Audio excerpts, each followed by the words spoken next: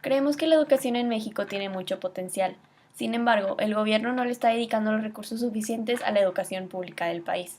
Según la INEGI, la mayoría de los niños en nuestro país cursa la primaria, la mitad secundaria y solamente 5 de cada 100 personas mayores de 20 años van a la escuela. Esta película nos motiva a ser mejores maestros y a tratar de transmitir nuestro conocimiento a niños que no son tan privilegiados como nosotros, y estamos felices de poder aportar nuestro granito de arena a la educación de México.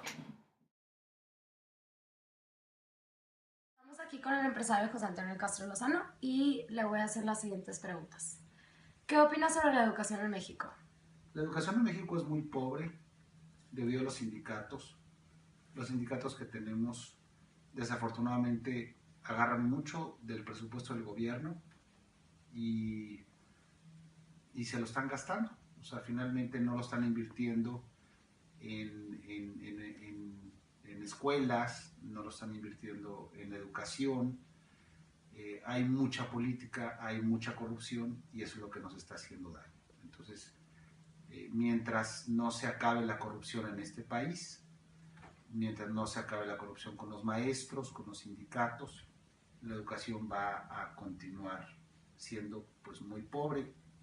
Si el país tiene una educación baja, el país no va a poder salir adelante. Entonces es un problema de corrupción. ¿Por qué cree que el nivel de educación en México está en los últimos lugares en los rankings mundiales? Bueno, esto viene desde hace mucho tiempo. Durante décadas la educación mexicana no estuvo en manos del Estado, sino del Sindicato Nacional de Trabajadores de la Educación, que es la CENTE, encabezado por la maestra Elbester Gordillo. Desde hace tiempo, la CENTE ha decidido el uso de los recursos públicos a su antojo. Entonces, esto ha determinado que el gobierno no tenga en sus manos la educación, sino que se la dejó en manos del sindicato. Esa es la razón. ¿Asocia los problemas sociales con el nivel de educación en México? Sí, definitivamente. Hay muchas causas de deserción escolar a nivel medio superior. ¿Qué soluciones propone? La solución es definitivamente que el gobierno empiece a tener mayor control sobre la educación, es que los sindicatos definitivamente tengan un papel menos preponderante dentro de la educación y que los maestros estén bien pagados y que pues que se quite toda la corrupción que hay dentro, de, dentro del medio. Muchas gracias. A continuación se presentará una entrevista en audio al profesor Roberto Hernández de la Universidad de Monterrey. La educación actual en México tiene muchas deficiencias, específicamente la educación básica. Tanto la preparación de los maestros, ¿verdad?, no es, digamos, la que se espera. Y por consecuencia los niños pues no tienen la educación tanto completa y, como decirte, en cuanto a sus competencias y conocimientos. Precisamente por las deficiencias que comentaba, específicamente porque los programas no se implementan adecuadamente, la preparación de los maestros básicamente está supeditado más a cuestiones políticas, sindicales, que realmente a la preparación que puedan tener los profesores. Eso significa que generalmente quienes ocupan las plazas de profesores no necesariamente son los mejor preparados, sino son los que tienen alguna conexión con el sindicato o con las entidades administrativas. Entonces, en consecuencia, al no estar los estudiantes bien preparados, porque los profesores no están bien preparados, pues no nos sorprendemos que estemos en los últimos lugares en ciencias, en educación, sí. Genera evidentemente pocas oportunidades para mejorar, por ejemplo la cuestión laboral. Si la educación no es atractivo para los jóvenes o para las inclusive para los mismos padres de familia, pues preferirían mejor salirse de la escuela y ponerse a trabajar, ¿no? Pero creo que fundamentalmente el problema más fuerte es que la falta de educación inhibe el desarrollo de una comunidad y pues la falta de conocimientos hace que las personas se involucren o tengan problemas. Por ejemplo, la cuestión de los embarazos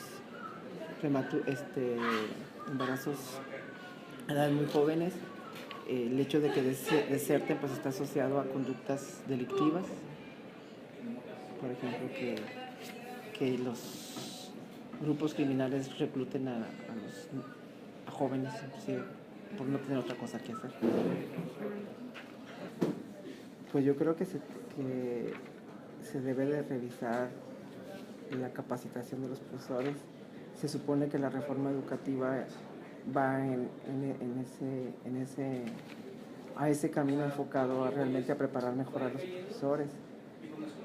Pero yo creo que en el momento en que el gobierno realmente deje de tenerle miedo al sindicato o a los grupos sindicales, como lo que está ocurriendo en Guerrero o en Oaxaca, entonces, que manejan a los profesores, pues son los que están causando los problemas, ¿verdad? Entonces, es difícil porque creo yo que hay dos países, ¿no? En el norte no tenemos tanto ese problema, sin embargo, pues ahí están las prácticas estas de asignarle las plazas no a quienes realmente tengan las habilidades, sino a quien tenga las palancas, ¿no? Y en el sur, pues básicamente, pues se ha pasado más el tiempo protestando y todo eso y no hay o sea, no se dan clases, ¿no? Entonces, yo creo que en el momento que el gobierno realmente se plante y tome las riendas del proceso educativo, en ese momento yo creo que van a empezar a mejorar las cosas. Porque una cosa que no comenté en la primera pregunta es que realmente tenemos buenas propuestas educativas y tenemos instalaciones. Bueno, no como todo el mundo quisiera, ¿verdad? Pero el problema es cómo estamos administrando todos los procesos educativos.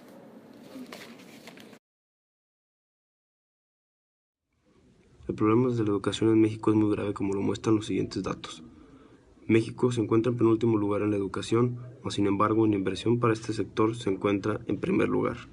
A diferencia de Corea del Sur, México invierte 5 puntos encima de Corea y está 24.9 puntos por debajo en la educación. En nuestro país existe un ciclo escolar de 200 días, con un total de 900 horas, de las cuales tan solo 562 se hacen efectivas y el resto son desperdiciadas. Esto quiere decir que más de una tercera parte de las horas escolares son desperdiciadas. Por otro lado, Estados Unidos invierte 7 puntos menos que nosotros en la educación y posee 148 horas más que nosotros en cuanto a horas efectivas. Tenemos un total del 10% de alumnos que ingresa a primaria y termina el bachillerato o algo similar. Esto quiere decir que el problema no es la inversión, sino el sistema.